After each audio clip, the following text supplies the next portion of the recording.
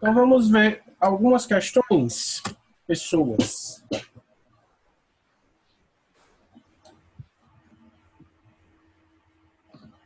Olha, Real, Oi. tem que assistir a aula tudo de novo depois, porque eu não assisti essa não, que minha internet tava entrando e saindo direto na Ah, live. está sendo gravada. Tá certo. Ó, gente, essa questão aqui, vê só. Certas espécies de algas são capazes de absorver rapidamente compostos inorgânicos presentes na água, acumulando-os durante seu crescimento. Essa capacidade fez com que se pensasse em usá-las como biofiltros para limpeza de ambientes aquáticos contaminados. Veja que interessante. Certas espécies de algas são capazes de absorver rapidamente compostos inorgânicos presentes na água, certo? Por essas algas, elas tiverem essa capacidade, elas foram utilizadas como biofiltros para limpeza de ambientes aquáticos contaminados, removendo, por exemplo, nitrogênio e fósforos de resíduos orgânicos e metais pesados provenientes de dejetos industriais lançados nas águas. Beleza. Na técnica do cultivo integrado, animais e algas crescem de forma associada, promovendo um maior equilíbrio ecológico. A utilização da técnica do cultivo integrado de animais e algas representa uma proposta favorável a um ecossistema mais equilibrado, porque respondam, vou dar dois minutinhos para vocês responderem, e aí a gente volta para debater.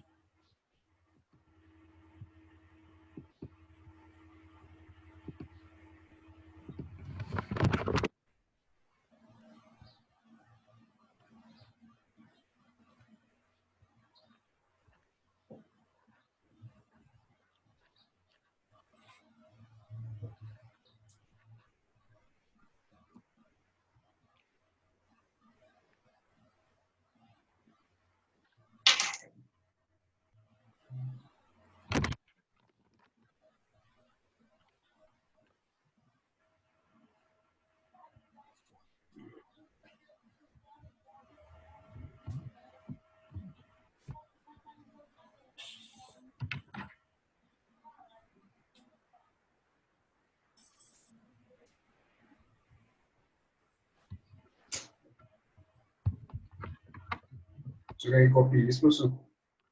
Oi? O senhor quer que copie isso? Não.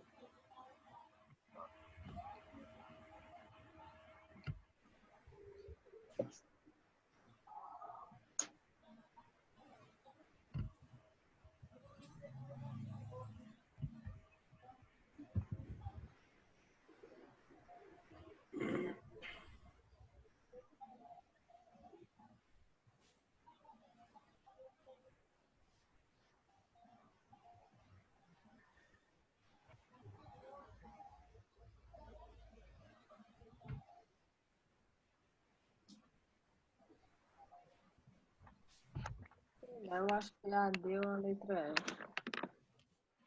Não entendi, Júlia. A letra D ou a E? Por que a letra D e por que a letra E? Fiquei confusa nessas duas. O que é que você achou de errado nas outras alternativas? Cadê Ítalo, que eu não escutei ele hoje? Oi, Riado.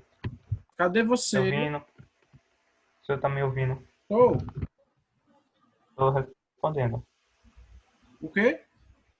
Tô respondendo. Ah, tá.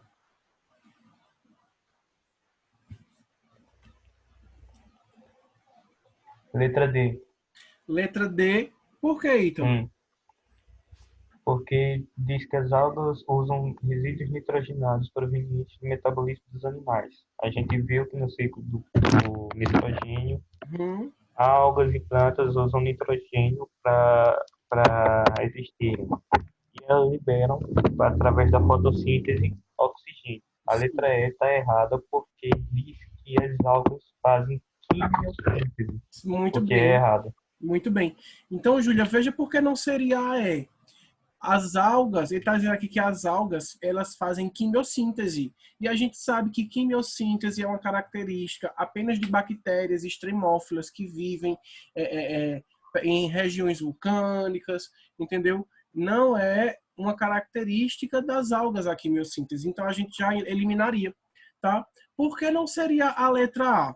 Os animais eliminam metais pesados? Gente, não tem como. A gente não pode eliminar metal pesado. Se a gente o metal pesado já é tóxico para a gente, e como é que a gente vai eliminar? Tá entendendo? Então, essa questão aí da letra A, totalmente equivocada, você já vê de cara. Letra B, os animais fornecem excretas orgânicos nitrogenados que são transformados em gás carbônico pelas algas. Vejam, as excretas orgânicas nitrogenadas, as algas, elas podem sim absorver, como a gente viu, porém, esse gás carbônico, ele não é liberado através dessas excretas, né? O gás carbônico, ele é liberado através da respiração, tá certo? E se você perceber, a letra C é a mesma coisa da letra B.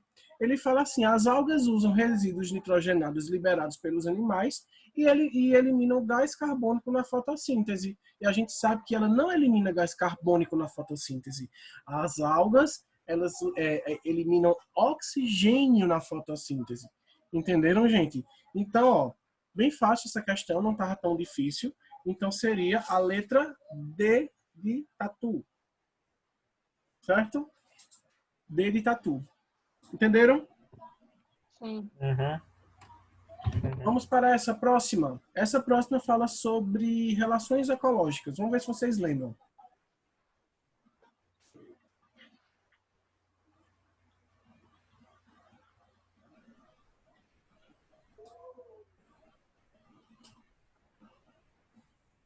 O macho reconhece a sua espécie.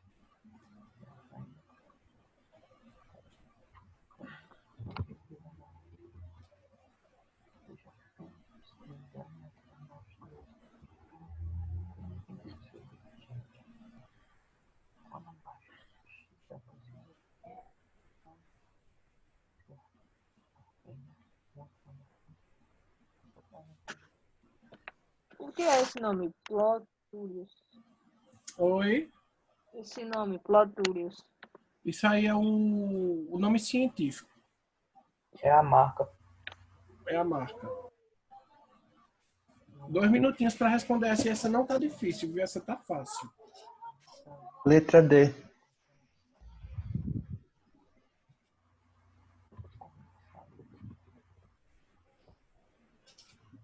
Letra? D. Quem foi que respondeu? Luan foi? Sim. Por que, Luan? Porque ela vai atrair para se alimentar dele. Muito bem. Predativos. Muito bem. Vê só, gente. É uma pegadinha, né? Vê só. O vagalume macho e fêmea emitem sinais luminosos para se atraírem para o acasalamento. O macho reconhece a fêmea de sua espécie e, atraído por ela, vai ao seu encontro. Porém, existe um tipo de vagalume, o Proturis, cuja fêmea engana e ou atrai os machos de outro tipo. O Proturis, o Protinus, fingindo ser desse gênero. Quando o macho Protinus se aproxima da fêmea Proturis, muito maior que ele, é atacado e devorado por ela. A relação descrita no texto entre a fêmea do gênero Proturis e o macho do gênero Protinus é um exemplo de... Gente, isso é uma pegadinha tão grande, porque, veja só, a gente tem comensalismo, inquilinismo, cooperação, predatismo e mutualismo. Mutualismo não é, porque mutualismo é uma ajuda mútua, quando um depende do outro para sobreviver. Cooperação também é uma relação harmônica, né? Onde se há a ajuda de uma das espécies, tá certo?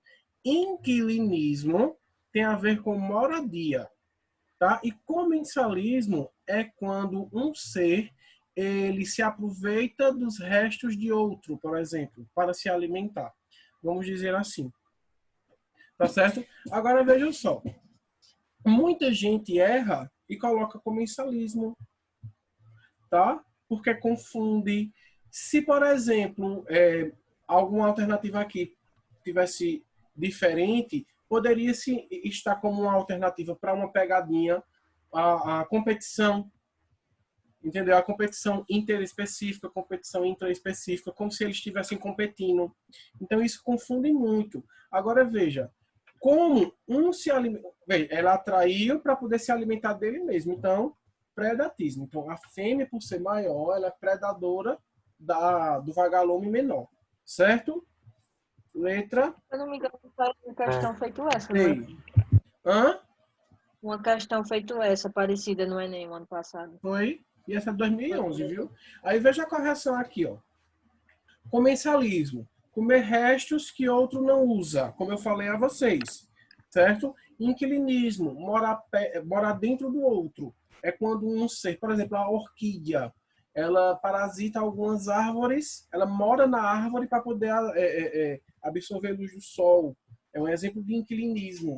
Cooperação, troca de favores, mas sem dependência. Eu consigo sobreviver sem a sua dependência, certo? Mas a gente troca favores. E o mutualismo é uma troca de favores com dependência, ou seja, um sobrevive a partir do outro, tá certo?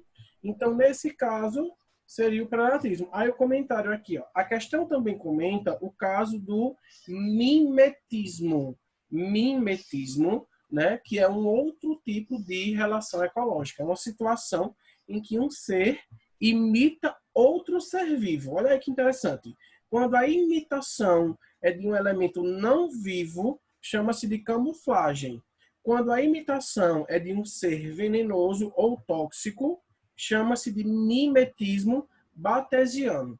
Tá? Então, existem essas variações dentro da ecologia, né? Dentro das relações que os animais eles têm entre si. Tá certo? Dúvidas? Não. Não. Vou prosseguir. Não. Tá conseguindo a internet, Guilherme? Tá pegando? Então, vamos lá. Ó. Deixa eu ler aqui para vocês. Os frutos são exclusivos das angiospermas. E a dispersão das sementes dessa planta é muito importante para garantir o seu sucesso reprodutivo, pois permite a conquista de novos territórios. Vocês sabem o que é sucessão de sementes, né, gente? A dispersão de sementes, né? Que é quando, por exemplo, um ser vivo ele se alimenta de uma fruta e aí ele engole as sementes e aí as sementes, ele em outro ambiente, as sementes podem vir através das fezes e aí essa semente pode germinar em outro local, certo? A dispersão é favorecida por certas características dos frutos. Cores fortes e vibrantes, gosto e odor agradáveis, polpa suculenta e etc. É isso que atrai alguns pássaros justamente para comer aquela fruta. Tá? Então, como a gente viu ano passado, isso é uma forma atrativa e adaptativa da planta. Tá? E com relação às sementes, né?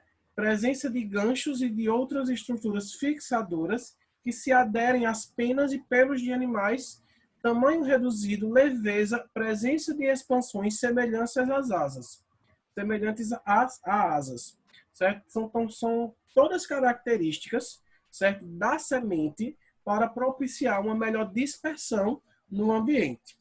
Nas matas brasileiras, os animais da fauna silvestre têm uma importante contribuição na dispersão de sementes e, portanto, na manutenção da diversidade da flora. Das características de frutos e sementes apresentadas, quais são diretamente associadas a um mecanismo de atração de aves e mamíferos? Isso é bem fácil essa.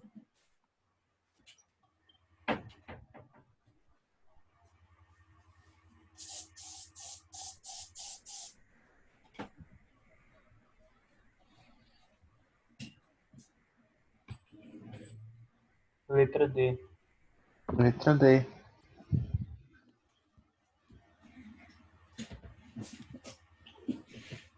D. Letra D. D de dado. Isso.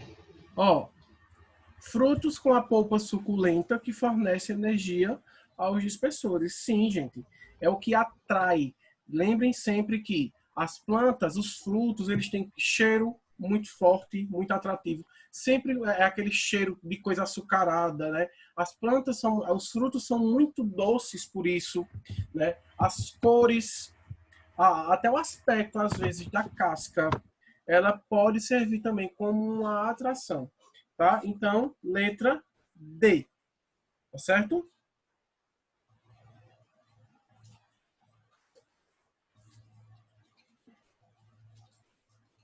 Aí aqui ele listou, ó, ele riscou algumas palavras que tinha como a gente já saber. Por exemplo, adesão, flutuação, aderência, certo? E flutuação ali de novo, que a gente sabe que essas coisas não tem nada a ver com atração, e sim com a fixação no caso seria da semente, certo? Em alguma estrutura. Próxima.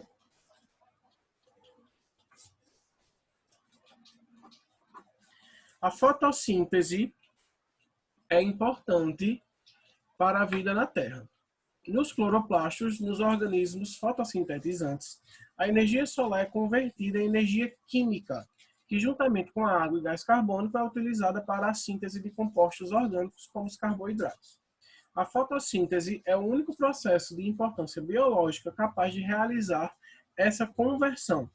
Todos os organismos, incluindo os produtores, aproveitam a energia armazenada nos carboidratos para impulsionar os processos celulares, liberando gás carbônico para a atmosfera e água para as células por meio da respiração celular.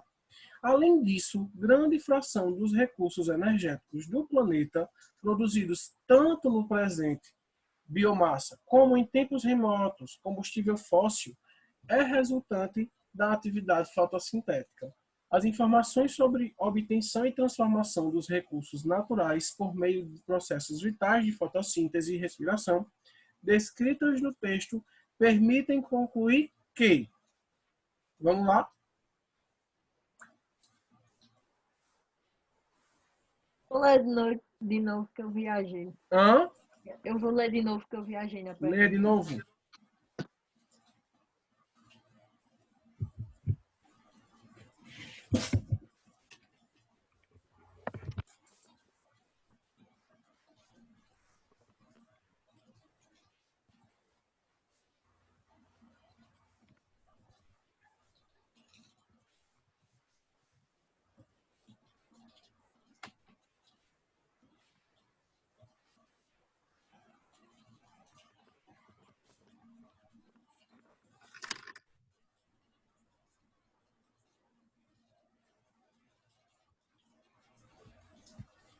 Letra C. Letra. C. E foi João Sim. Lucas foi que respondeu. Foi. Gente, por que não é a A?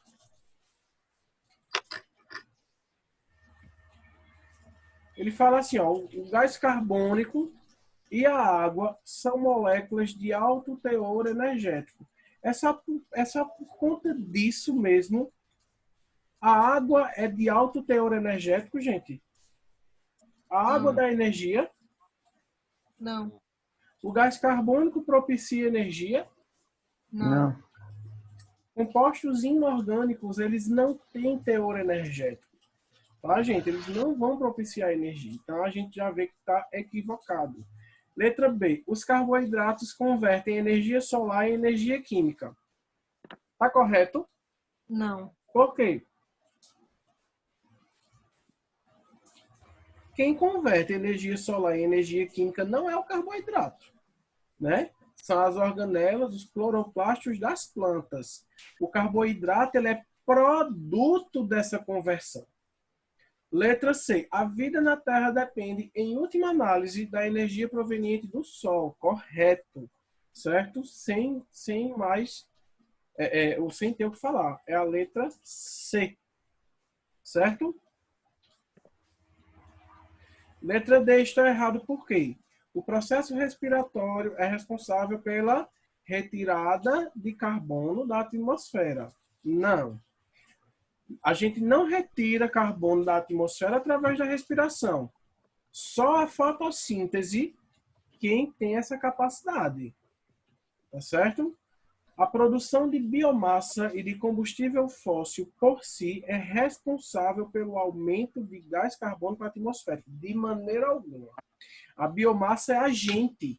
Biomassa é aquilo que está vivo, certo? Então, os seres vivos não tem como os seres vivos aumentar a quantidade de gás carbônico atmosférico, certo? O combustível fóssil, sim, porque é ele que é queimado, certo? E é liberado na atmosfera.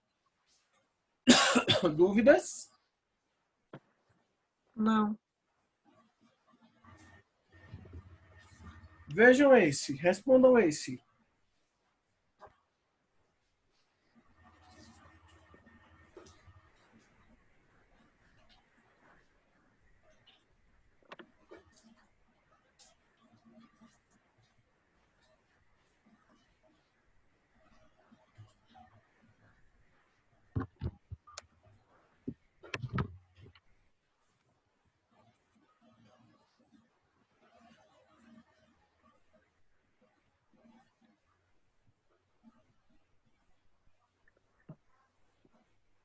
Hã? Tá vendo? Fica uma coisa como este sendo os componentes cadeados da pressão. O componente dessa Vamos remédio aqui, viu?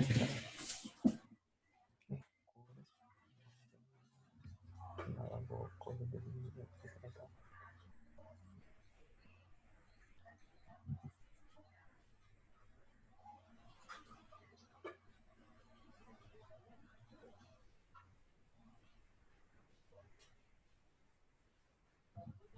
Letra A.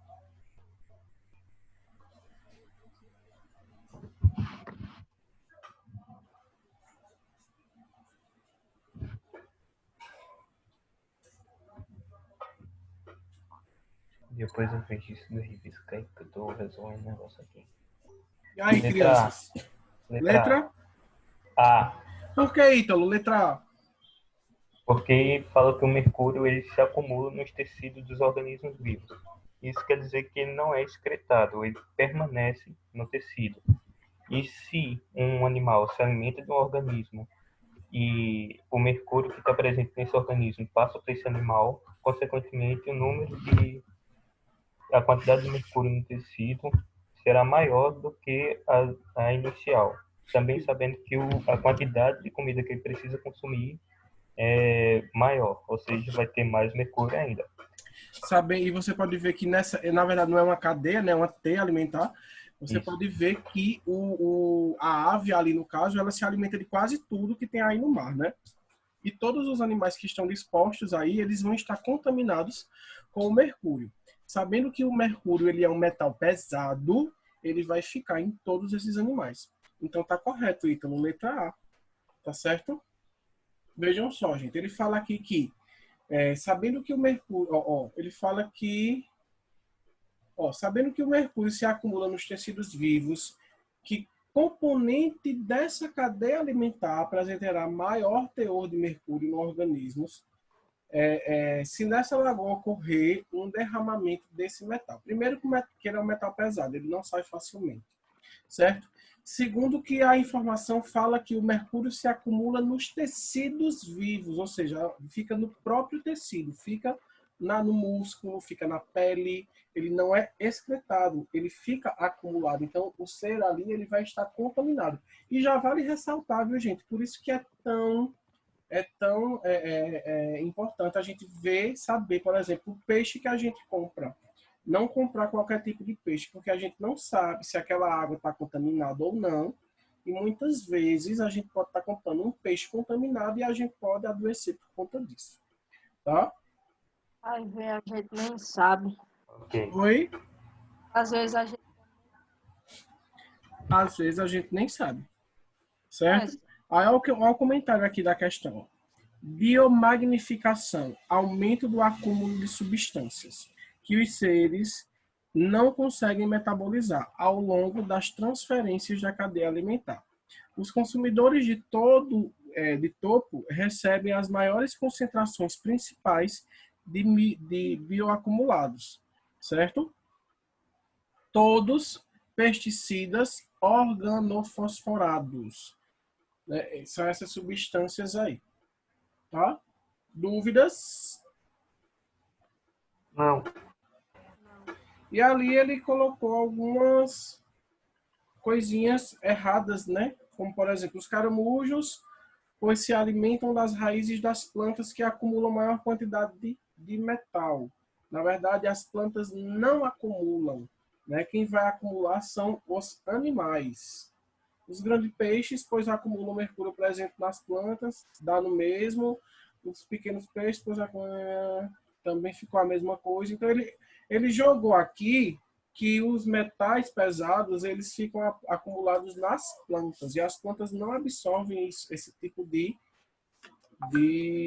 componente.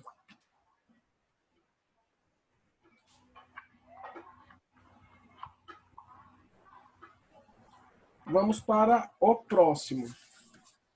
Além do impacto ambiental agudo, advindo do derramamento de grandes quantidades de óleo em ambientes aquáticos, existem problemas a longo prazo associados à presença no óleo de algumas substâncias como hidrocarbonetos policíclicos, aromáticos, mutagênicos e potencialmente carcinogênicos. Essas substâncias são muito estáveis no ambiente e podem ser encontradas por longo tempo no sedimento do fundo, porque gotículas de óleo, após a adsorção por material particulado em suspensão na água, sofrem processos de decantação. As substâncias mutagênicas mencionadas no texto podem atingir o topo da pirâmide alimentar, através do fenômeno denominado. Menino, que texto da gota serena. Vamos lá, vão lendo aí que eu vou ler de novo para mim tentar entender.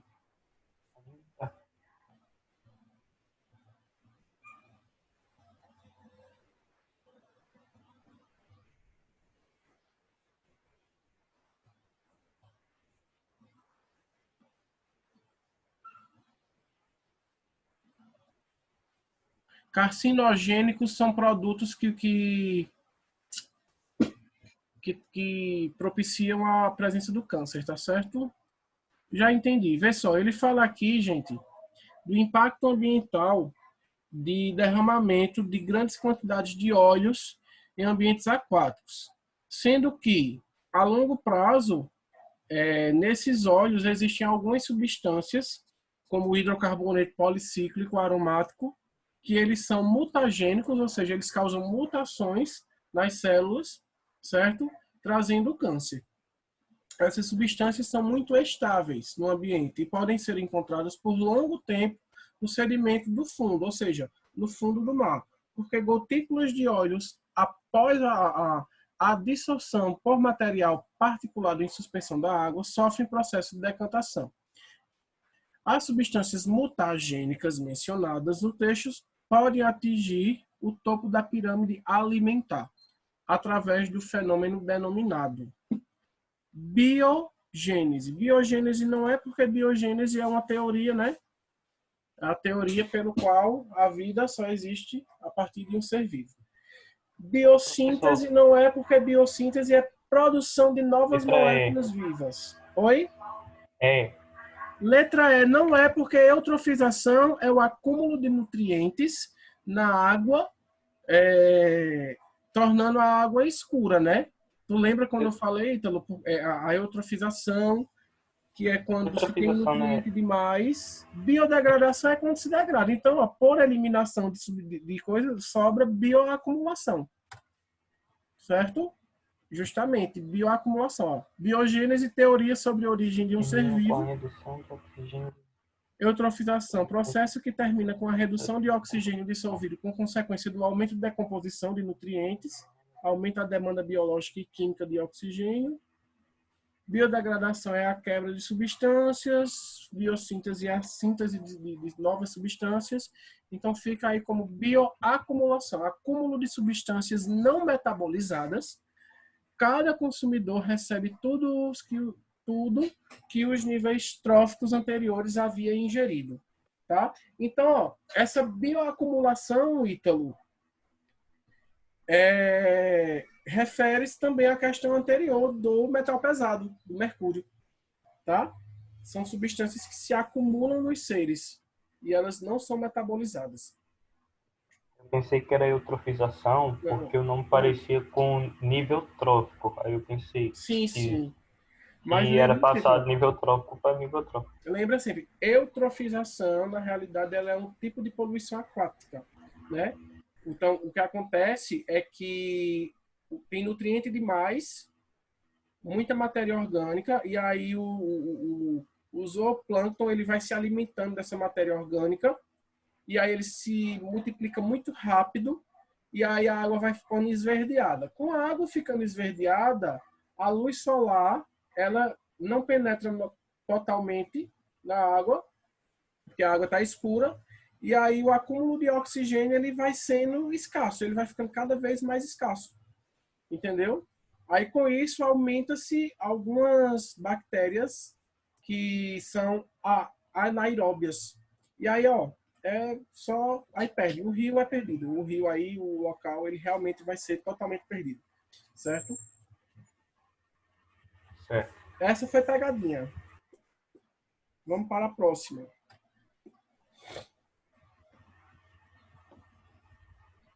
Leiam e respondam, que eu tô com preguiça. É a rota da sucata.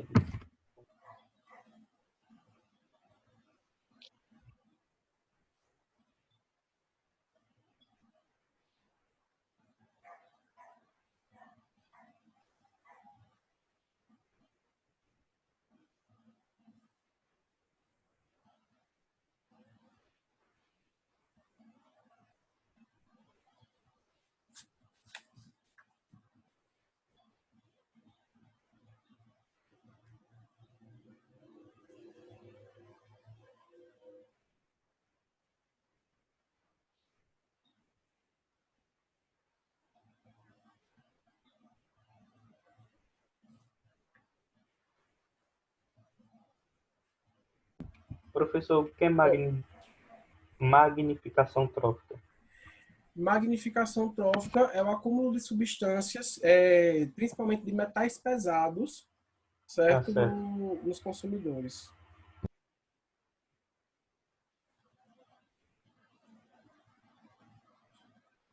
É o acúmulo de substâncias nos níveis tróficos.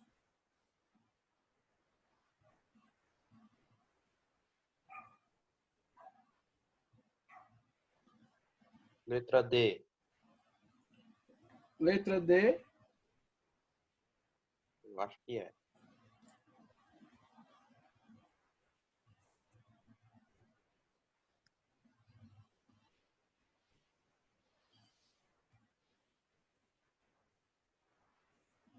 E aí, Eu gente? também acho que é a letra D. Mais alguém acha que é a letra D?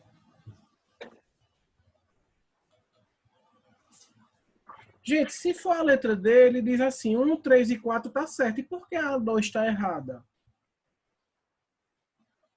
Vamos ver? Na minha cabeça, o quarto tá certo. Aí as únicas que tem o quarto é a D e a E. Eu não acho que a 2 esteja. Não é a letra D, gente. É a letra C. É porque dá para reverter, né? O negócio da camada de ozônio. Isso mesmo. Letra C. Ah, Letra C. Aqui seria o quarto, Luan? Tu tá falando? É. Ó, o lançamento excessivo na atmosfera de gases como metano destroem de forma irreversível a camada de ozônio. Tem duas hipóteses aqui, vice Luan. A primeira que você falou, que a questão da camada de ozônio tem como reverter, claro. Então ela não vai ser irreversível, porque só é parar de lançar gases que ela volta ao normal, tá? E o metano, ele não destrói a camada de ozônio. Tá certo? Quem destrói a camada de ozônio são os clorofluorocarbonetos, tá? Tanto é que ele fala aqui, ó, quem afeta a camada de ozônio são os CFCs, compostos que sobem que sobem seria para a atmosfera e lá se decompõem, liberando o cloro que se liga por até 100 anos às moléculas de oxigênio, liberadas pela reação instável de ozônio. O metano é gás de estufa, assim considerado porque seus elementos químicos retêm energia térmica, ou seja, o metano ele retém calor, certo? Então, esse quarto aí, ele está errado, tá bom? Próximo. Já vamos enquanto é o oitavo esse, né?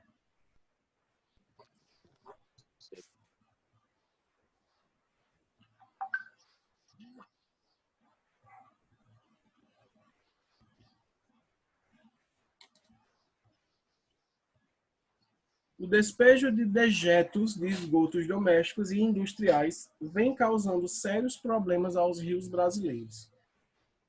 Esses poluentes são ricos em substâncias que contribuem para a eutrofização de ecossistemas, que é um enriquecimento da água por nutrientes, o que provoca um grande crescimento bacteriano. E, por fim, pode promover escassez de oxigênio. Uma maneira de evitar a diminuição da concentração do oxigênio no ambiente é